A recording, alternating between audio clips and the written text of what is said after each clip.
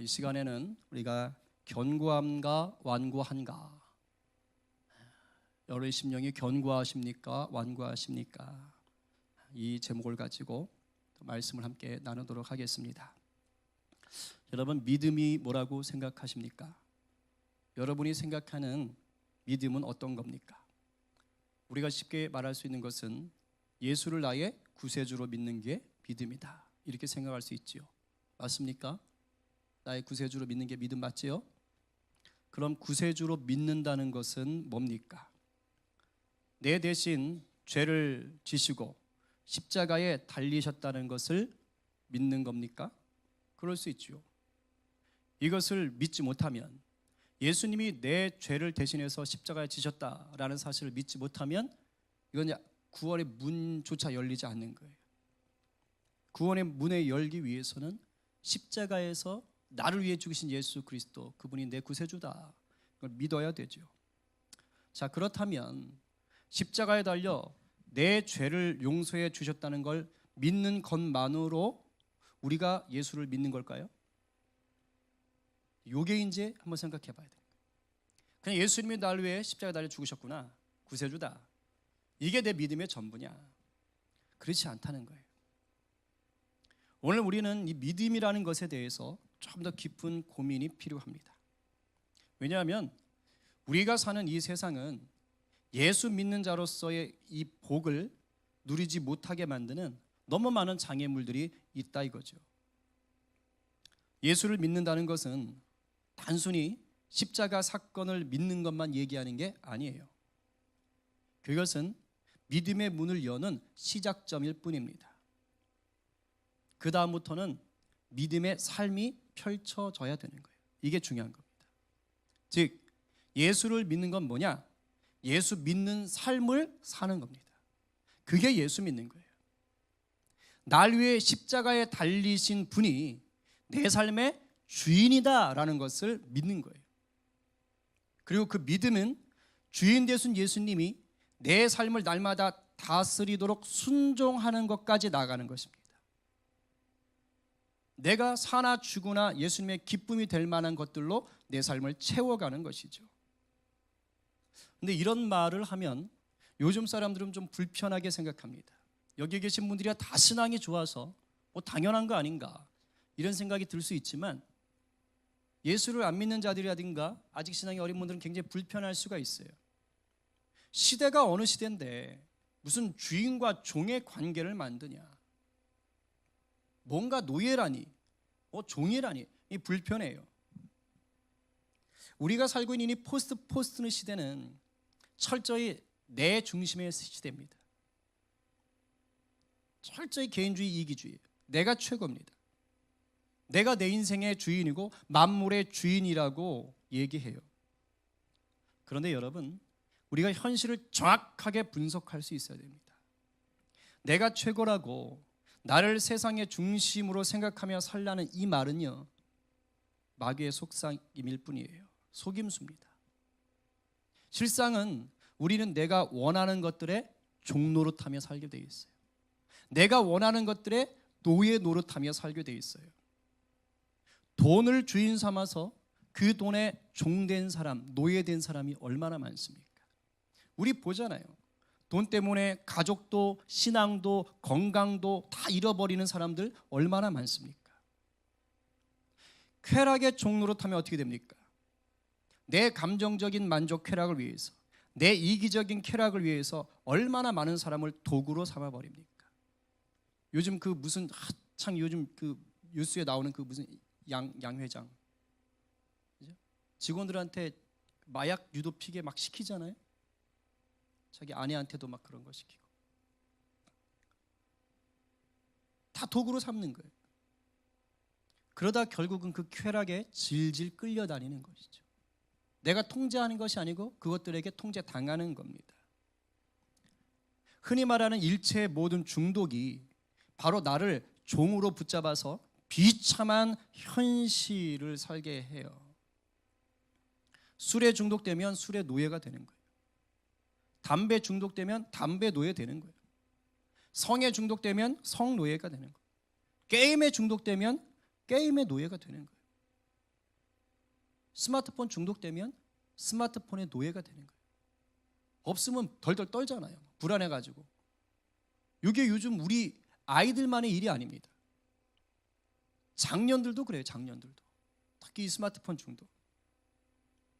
결국 우리 인간은 내가 주인이 될 수 있을 것 같아요. 내가 내 자신의 주인 될 수 있을 것 같지만 사실은요, 내 스스로 주인 되어본 적이 없습니다. 왜냐하면 돈이든 권력이든 쾌락이든 학문이든 일이든 그 무언가에게 내 주인의 자리를 내주고 말기 때문이에요. 쉽지 않습니다. 뭔가에 집중하고 집착하고 열중, 갑자기 단어가 생각이 안 납니다. 열중할수록, 몰두하고 열두가 섞였어요 지금. 열중이, 그죠? 열중할수록 그것에 붙들리기가 굉장히 쉬워요. 근데 문제는 뭡니까? 이런 것들에게 내 주인의 자리를 내주면 결국 인생이 비참해지더라 이 말이에요. 여기서 비참해진다는 것은 단순히 그냥 이렇게 어려움 당한다, 고통 당한다 이 말만이 아닙니다. 그런 걸 당하지요. 그게 비참함입니다. 근데 그러한 비참함에 연속되고 마지막 종착역이 어디냐? 한쪽이 지옥이고 한쪽이 천국이기 때문에 그래요. 이걸 잘 생각해야 되는 거예요, 우리가. 제가 늘 말하지만 고난은 예수를 믿어도 당하는 거예요. 예외 없어요. 그러나 예수를 믿는 자가 겪는 고난과 예수를 모르는 자가 겪는 고난은 그 해석과 반응과 열매가 달라지는 거예요. 사람은 고난을 당할 때요, 고난만 경험하는 게 아닙니다. 고난이 닥치면, 어려움이 닥치면 그것과 함께 뒤따르는 것들이 이게 비엔나 소세지처럼 줄줄이 엮여 들어와요. 그런데 예수를 제대로 믿으면 이 고난과 함께 뒤따르는 것들이요, 이 소망의 다리가 되어줍니다. 그 고난과 함께 뭐가 오는 거예요? 예수님의 도우심이 따라오고, 예수님의 만져주심이 따라오고, 예수님의 강하게 하심이 따라오고, 예수님의 더 큰 계획을 경험하게 됩니다. 아멘이세요? 이게 중요한 거예요. 그래서 고난당하는 것이 내게 유익이라. 예수 믿는 자에게 있어서의 고난은 이러한 특징이 있습니다.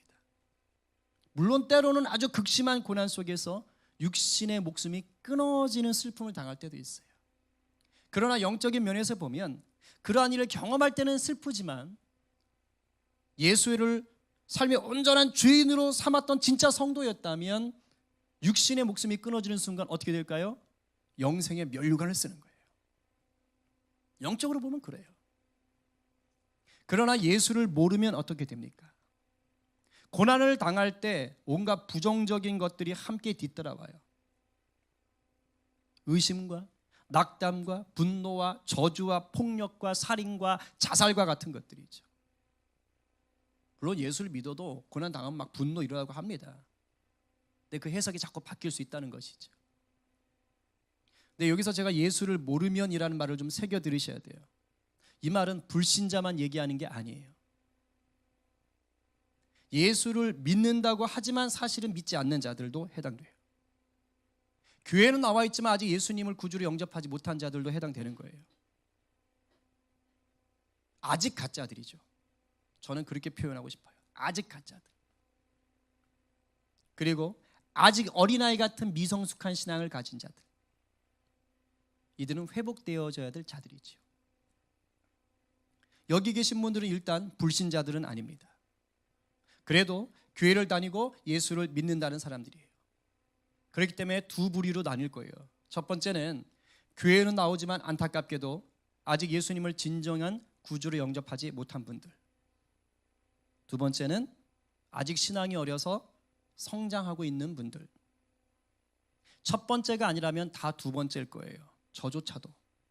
왜냐하면 우리 주님 다시 오시는 그날까지 우리는 계속 성장하는 자들이죠. 모두가 잘하는 거예요. 좀 더 잘 자란 사람, 좀 더 덜 자란 사람이 있을 뿐이에요. 아무리 신앙이 좋아 보이는 사람도 그 사람만의 약점이 있고 무너질 때가 있을까요, 없을까요? 있어요. 그 왜 서울에 전 세계에서 제일 큰 교회 목사님. 우리 한국에서 저평가돼서 그렇죠. 세계적으로 엄청난 분입니다. 그런데도 지금 법적인 문제들이 있잖아요. 죄들이 드러나잖아요. 무너질 때가 있는 거예요. 그렇기 때문에 오늘 본문은 우리 모두를 향해서 주시는 하나님의 말씀이 됩니다. 원하기는 오늘 주신 이 말씀이 좌우의 날이 선 검이 되어서 우리의 영혼 골수를 쪼개주시기를 간절히 바랍니다. 아멘이세요? 예배하는 자리는요, 늘 영적 수술실이 되어야 돼요. 그래서 내 심령에 병든 부분을 성령께서 제거해 주는 자리가 되어야 됩니다. 아멘이세요? 안 그러면 뭐하러 예배 드리러 옵니까?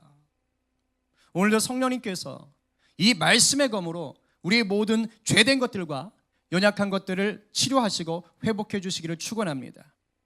우리 옆에 분들에게 이렇게 축복합시다. 말씀에 찔리면 영혼이 삽니다. 오늘 좀 축복의 인사가 좀 세군요. 그래서 말씀에 찔리면 아프더라도 우리 영이 새롭게 될 줄로 믿습니다. 이 히브리서라는 편지를 받아보는 2000년 전에 있었던 성도들 있죠. 환경이 그렇게 좋지 않았어요. 이 서신서는 어떤 특정한 지역에 보냈다, 뭐 에베소라든가 이렇게 뭐 딱 정해져 있는 게 아니에요. 성경 안에는 없어요. 누구한테 보냈는지도 정확히 모릅니다. 그런데 제목이 뭡니까? 히브리서죠. 히브리인들이 누구지요? 유대인들이죠. 이스라엘 사람들이죠. 네. 이스라엘 사람들에게 보낸 편지다라고 보시면 됩니다. 보낸 지역이 어딘지도 잘 몰라요. 학자들은 로마일 거다라고 얘기합니다. 그리고 이 편지가 쓰여진 시점은 아마도 기원 후 64년에서 67년 사이가 아닐까라고 학자들이 봐요. 뒤로 늦게 잡아도 97년 이전이라고 얘기합니다. 아무리 늦게 잡아도. 그런데 역사적으로 이 64년부터 97년 안쪽에 로마 지역에 아주 극심한 기독교 박해가 두 번 있었습니다. 먼저는 그 유명한 네로 황제의 박해예요. 이게 64년에 일어납니다. 네로 황제는 로마에 불을 지르죠. 그리고 그 불 지른 그 책임을 누구한테 떠넘깁니까? 기독교인들한테 넘기는 거예요. 모함하는 겁니다. 덮어 씌우는 거예요. 그래서 이제 여론을 몰아가지고 기독교인들을 박해합니다. 사도 바울 보신 분들은 다 알 거예요. 타케투스라는 역사가가 있습니다. 이 타케투스라는 역사가가 이렇게 적었어요. 그때 상황을. 그리스도인은 짐승의 가죽으로 싸서 개들에 의해 찢기기도 하고 십자가에 못 박혔다. 그러니까 양이나 이런 가죽을 씌워놓고요, 내보내는 겁니다. 그리고 굶주린 군견 있죠, 군견. 그걸 풀어놓는 거예요. 어떻게 됩니까? 찢어 죽이죠.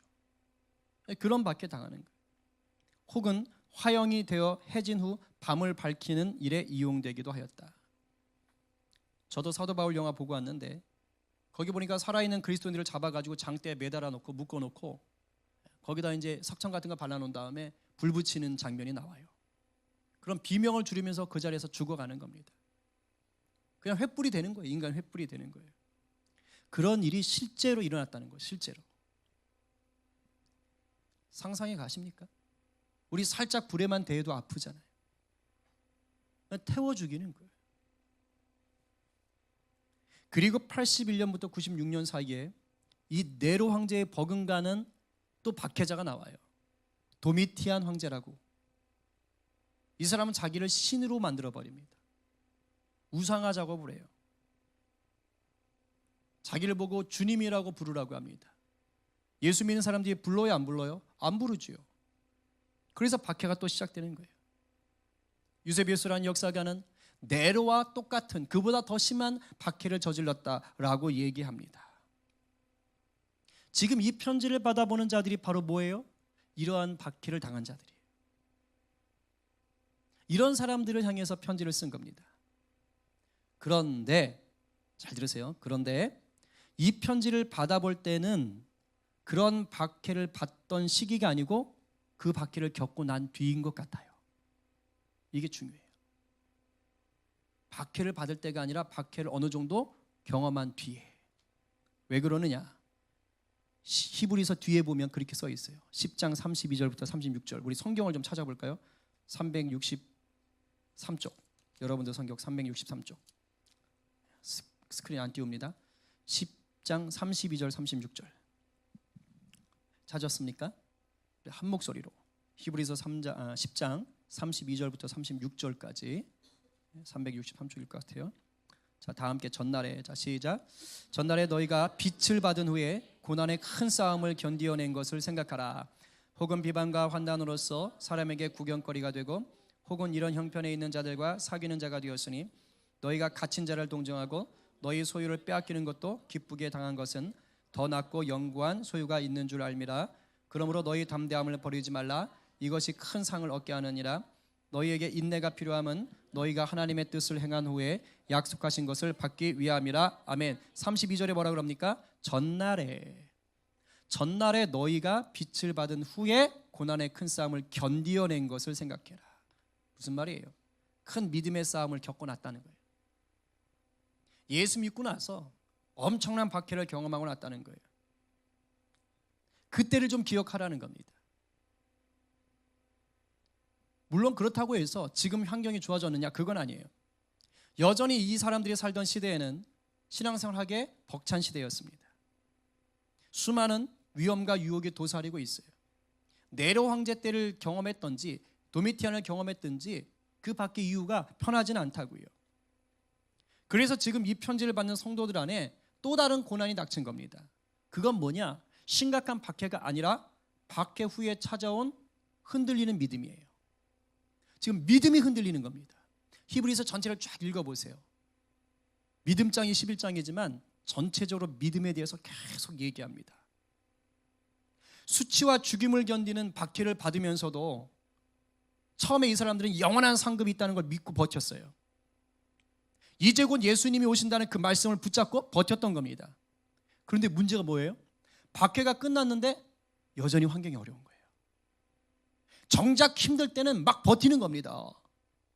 근데 끝나고 났는데 큰 변화가 없는 거예요. 그 심한 박해를 견뎠으면 이제 꽃길이 좀 보여야 되는데 복된 날이 와야 되겠는데 그게 아닌 거예요. 여전히 힘든 거예요. 곧 오신다 하시던 주님은 안 오세요. 실제로 이들은 예수님이 바로 오실 줄 알았어요. 초대교회 성도들은. 그래서 베드로 사도가 하루가 천년 같고 천년이 하루 같다는 얘기를 하는 거예요. 안 오는 거예요. 박해만 끝나면 오실 줄 아는데 안 오시는 거예요. 거기다가 로마인들에게 핍박받는 건 그래도 어떻게 버텼는데 같은 동족인 유대인들이 계속 저주하는 거예요. 이런 사이비들, 이단들, 배신자들 하면서 끊임없이 핍박하는 겁니다. 그러니 얼마나 괴로웠겠어요. 제가 얼마 전에 신문기사 봤는데 그 포항 지진이 작년에 있었잖아요. 1년이 지났는데 저도 몰랐어요. 아직도 집에 못 들어가신 이재민들이 200분이 넘더라고요. 아직도 텐트 생활을 하는 거예요. 91가구가. 저도 좀 마음이 짠하더라고요. 전 벌써 다 해결된 줄 알았어요. 그분들의 마음이 어떨까요? 그 지진에서, 그 위험한 지진에서 살아남았어요. 그래서 한동안 텐트 생활하면 이제 잘 될 줄 알았어요. 근데 아직도 1년이 지나도록 그 더위와 추위를 견디면서 그 자리에 또 있어야 되는 거예요. 언제 들어가게 될 줄도 모른다면 이분들 마음이 어떻겠습니까? 그러니 이 시대에 살았던 신앙인들의 모습이 어떨 것 같아요?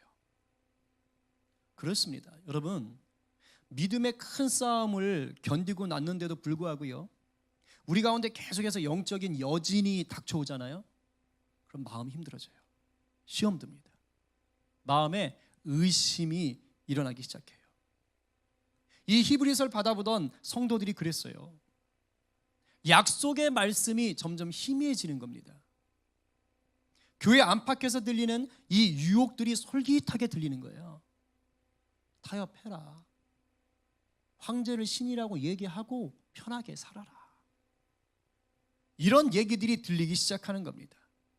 그래서 우리가 조금 전에 읽었던 10장 35절에서 담대함을 버리지 말라고 얘기하는 것이고 36절에서 인내가 필요하다고 얘기하는 거예요. 왜요? 믿음이 흔들리고 있거든요. 믿음에서 떨어지는 자들이 생기고 있던 겁니다. 믿음에서 떨어지고 있는 자들이 교회 안에 그 박해를 견뎠는데도 불구하고 오늘 보면 12절에서 뭐라고 합니까? 12절 말씀 오늘 한번 같이 읽어봅니다. 시작. 형제들아 너희는 삼가 혹 너희 중에 누가 믿지 않은 악한 마음을 품고 살아계신 하나님에게서 떨어질까 조심할 것이요. 엄청난 박해를 견뎌냈는데 지금 뭐가 생긴 거예요? 그 믿음의 고난을 이겼는데 뭐가 되는 거예요? 믿음에서 떨어지는 거예요. 신기하죠? 신기해요. 악한 마음을 품게 된 자가 있대요. 불신앙 가운데 떨어지는 자가 있대요. 마음이 완고해지는 자가 생기는 겁니다. 마음이 완고한다는 게 뭡니까? 딱딱해지는 거예요. 딱딱해지는 거, 돌처럼. 그러면서 히브리 저자가 지금 아주 무서운 역사적인 사실을 쑥 디미는 거예요. 그래서 빨리 돌이키라고 얘기하는 겁니다. 뭐예요? 출애굽 사건이잖아요. 모세를 따라 이집트를 나왔던 자들이 다 마음이 완고해져 가지고 악한 마음을 품고 불신앙 가운데 떨어졌다 이 말이에요. 결국 여호수아와 갈렙 등 몇 사람을 제외하고는 모두 광야에서 죽고 말아요. 이게 말이 돼요? 하나님이 살려준다고 해서 나왔는데 그의 고난을 이기고 나왔는데 다 죽는 겁니다. 왜요? 본문은 그들이 하나님께 범죄했기 때문이라고 해요. 죄 지어서 죽은 겁니다. 여러분, 광야에서 죽었던 그 수많은 이스라엘 백성들이 불신자가 아닙니다. 그들은 이미 이집트에서 하나님이 10가지 기적을 통해서 그 애굽을 철저하게 무력하게 만드는 것을 다 본 사람들이에요. 하나님의 기적을 체험한 자들입니다. 홍해를 가르치는 놀라운 하나님의 기적을 봤어요. 광야에 왔을 때는 마실 물이 없다고 툴툴거릴 때 반석을 쳐서 물을 내주시는 하나님을 경험한 자들이에요. 배고프다 그러니까 하나님 뭘 주셨어요? 만나와 메추라기를 보내시잖아요. 엄청난 능력을 경험한 자들입니다. 광야는 낮에 뜨겁고 밤에 추운 곳이에요. 하나님께 툴툴거렸더니 하나님 어떻게 하십니까? 낮에는 무슨 기둥입니까? 구름 기둥. 밤에는 불 기둥으로 하나님께서 보호하시고 인도하시는 은혜도 경험했어요. 물론 광야 생활이 무슨 호텔급 생활은 아니겠죠. 그러나 그 척박한 생활 속에서도 하나님의 섬세하시게 일하시는 그 손길을 다 경험한 자들입니다. 하지만 이 출애굽한 이스라엘 백성들 안에는 이 은혜에 감사하지 못하는 불신앙이 남아 있었어요. 의심하고 불평했어요. 환경적인 어려움을 만날 때 믿음에서 돌아서는 자들이었어요. 언제 결정적으로 이렇게 됐습니까? 가나안 정탐 갔다 왔을 때. 자기들이 정탐 갔다 왔을 때 10명이 뭐라 그래요? 우리는 메뚜기에 불과합니다. 안악자손들은 거인들이에요. 우리 다 죽었어요. 이 10명의 말을 듣자 이스라엘 수많은 백성들이 동요합니다. 모세 아론을 저주하고 하나님을 원망하기 시작해요. 다시 애굽으로 돌아가겠다. 우리가 여기까지 나와서 왜 죽어야 되냐? 하나님에 대해서 믿음 없는 소리 한 겁니다. 하나님이 화가 나셨어요. 그들의 불신앙에 응답합니다. 원래는 즉시 죽이려고 그랬어요. 모세가 중보하는 바람에 즉시 죽이는 것은 하나님이 거두십니다. 그러나 그들이 원망했던 대로 그들은 그 땅에 들어가지 못합니다. 약속의 땅에 들어가지 못하게 하세요. 우리 민수기 14장 22절 23절 말씀 다 함께 시작. 내 영광과 애굽과 광야에서 행한 내 이적을 보고서도 이같이 10번이나 나를 시험하고 내 목소리를 청종하지 아니한 그 사람들은 내가 그들의 조상들에게 맹세한 땅을 결단코 보지 못할 것이요 또 나를 멸시하는 사람은 한 사람도 그것을 보지 못하리라. 여러분, 우리도 예외가 아닙니다. 지금까지 저나 여러분이나 신앙생활 해오시면서 큰 고난을 이겨내셨을 거예요. 저는 있습니다. 여러분들도 있을 거예요. 위기의 순간들을 넘기신 분들이 있을 겁니다. 그 덕분에 믿음이 많이 자랐을 수도 있어요. 그러나 잘 들으세요. 믿음은요, 어느 한순간의 승리만 가지고 평생 유지하는 게 아닙니다. 믿음은 지난주에 말씀드렸듯이 마라톤이에요. 평생 지켜야 할 보물이 믿음입니다. 그래서 오늘을 살아내고 있는 내 신앙의 모습이 중요한 거예요. 오늘이 중요해요. 오늘. 과거의 영광은 물론 귀하고 중요합니다. 그런데 그것이 오늘을 보장해 주지는 않아요. 혹시 큰 고난을 이겨냈는데 그 뒤로 특별한 뭔가 신앙의 반전이 없다고 해서 여전히 어떤 시련들이 크고 작은 것들이 닥쳐온다고 해서 내가 생각하는 만큼의 좋은 날들이 오지 않는다고 해서 믿음이 흔들리고 있지는 않으세요? 주님을 만났을 때 그 감격과 기쁨과 열정은 이제 온데간데 없고 의무감으로 교회 생활을 연명하고 있지는 않냐 이거예요. 이렇게 예배의 자리에 앉아는 있지만 마음에는 믿음과 확신보다는 근심과 염려가 꽉 차 있지 않으세요? 여러분 그거 아세요? 근심과 염려가 나를 붙잡고 있다는 건 어떤 의미인지 아세요? 적어도 그 순간만큼은 하나님을 신뢰하지 못하고 있다는 뜻이에요. 그 사람이 구원 받았다 안 받았다를 떠나서 염려와 근심에 붙잡혀 있는 그 순간은 하나님을 신뢰하지 못하고 있다는 증거입니다. 혹시 교회 공동체와 세상을 바라보면서 사랑과 섬김의 마음보다는 판단과 비난과 불평의 마음이 꽉 차 있지 않습니까? 이 역시도 불신앙과 불순종과 마음의 완고함이 나를 지금 누르고 있다는 증거입니다. 그래서 우리가 매일 싸워야 되는 거예요. 혹시라도 이런 분들이 있다면 오늘 주님의 특별한 은혜를 구하며 회개하시기 바랍니다. 다시 한번 믿음의 주여 또 온전케 하시는 이인 예수님께 시선을 고정하시기를 바랍니다. 성령님의 은혜를 통해서 내 고집으로 딱딱해진 이 불신앙 가운데 불순종 가운데 소멸하는 성령이 임하시도록 기도하시기 바랍니다. 그래서 14절에 있는 말씀처럼 우리가 예수님을 처음 만나서 열정을 가지고 믿음 생활을 하던 그 확신을 다시 붙잡아야 돼요. 있잖아요. 다 있잖아요. 처음 예수님 만났을 때 주님께 모든 거 다 드리겠습니다 하고 눈물로 기도했던 그 확신의 시간이 있잖아요. 그걸 다시 붙잡으라는 겁니다. 그러기 위해서는 어떻게 해야 되는가?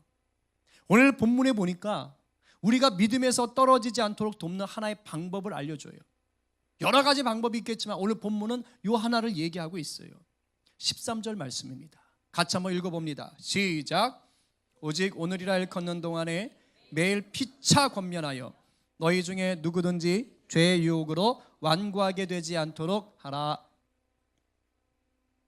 회개해라, 돌아서라, 뭐해라, 뭐하라 여러 가지 말들이 있겠지만은 오늘 히브리서 본문은 유독 중요한 것을 얘기하고 있어요. 혼자 설 수 없다는 거예요. 혼자 설 수 없으니까 교회 공동체가 함께 이겨내야 된다 이 말을 하고 있어요. 그런데 주일만 모여서 된다고 합니까? 아니요. 이 말이 중요한 거예요. 오직 오늘이라 일컫는 동안에 매일. 그래서 제가 아까 뭐라 그랬지요? 신앙은 오늘 내가 살아가는 모습이 중요하다고 그랬잖아요. 오늘이라 일컫는 동안, 오늘이라고 얘기되어지는 그날 매일매일 날마다 어떻게 하라는 겁니까? 서로 권면하라. 네 혼자 못 산다 이 말이에요. 권면하라는 말은 서로 격려하고 위로하고 때로는 훈계할 수 있어야 된다 이 말입니다. 이렇게 오늘 설교 같은 것들을 통해서 성령 하나님께서 우리를 훈계하시는 것이겠죠. 그래서 혼자 설 수 없으니 서로가 공동체가 서로 격려해서 죄의 유혹에 넘어가지 않도록 도와주어라 이 말입니다.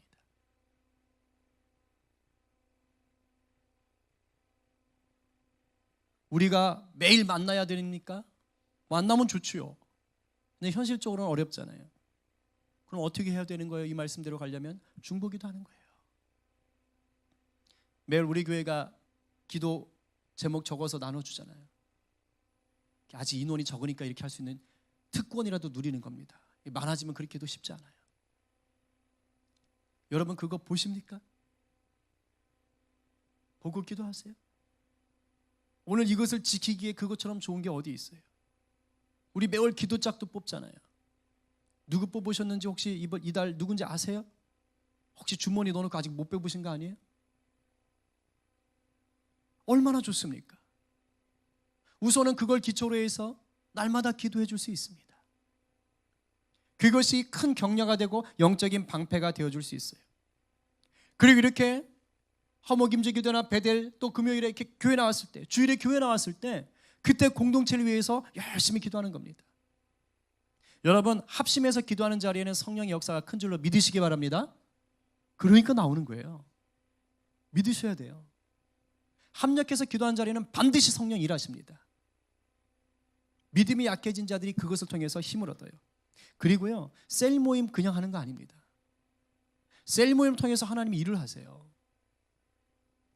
그 모임 통해서 들은 말씀을 나누고 큐티를 나누고 또는 사역 모임을 통해서 그러한 일들을 계속 나눌 때 닫혀졌던 마음들이 풀어져요. 저는 많이 봤어요. 소그룹 모임을 통해서 사람 바뀌는 거 많이 봤어요. 사랑의 교제가 있는 곳에, 말씀의 교제가 있는 곳에 생명이 살아나는 것 많이 봤습니다. 특별히 소그룹 모였을 때 여러분들 세상 돌아가는 얘기만 하시면 안 돼요. 그러면 세상 공동체와 다를 게 하나도 없어요. 교회 공동체는 말씀을 먹고 말씀을 나누고 말씀으로 건강해지는 모임이 되어야 됩니다. 혼자서는 강한 그리스도인이 될 수가 없어요. 반드시 공동체가 필요해요. 히브리서 본문은 그걸 알았던 겁니다. 그래서 교회에 나와야 돼요. 텔레비 보면서 혼자서 성경 말씀 읽으면서 아니요. 절대 신앙생활 잘할 수 없습니다. 하나님의 원리가 아니에요. 그건. 신자는 교회를 통해서 공동체와 함께 신앙을 키워가야만 믿음이 견고해지는 줄 믿으시기 바랍니다. 이제 정리합니다. 믿음 생활 하다 보면 반드시 우리의 심령이 완고해질 때가 찾아와요. 시험 들 때가 옵니다. 교회가 싫어지고 하나님이 원망스러울 때가 찾아와요. 교회 좋던 믿음이 한순간에 뿌리째 흔들릴 때가 찾아와요. 이때 우리의 심령이 완고해지도록 방치하시면 큰일 납니다. 제가 오늘 본문을 일부러 옮겨오지 않았는데 히브리서 한번 뒤에 읽어보세요. 무서운 말들 나와요. 6장 그 뒤로 읽어보세요. 아주 무서운 말들이 나와요. 그 말 때문에 루터는 히브리서를 성경에서 아예 뒤쪽으로 제껴놨어요. 사도 바울의 그 주장과 다르다 그래서 아예 히브리서의 그 무서운 말들을 제껴놨어요.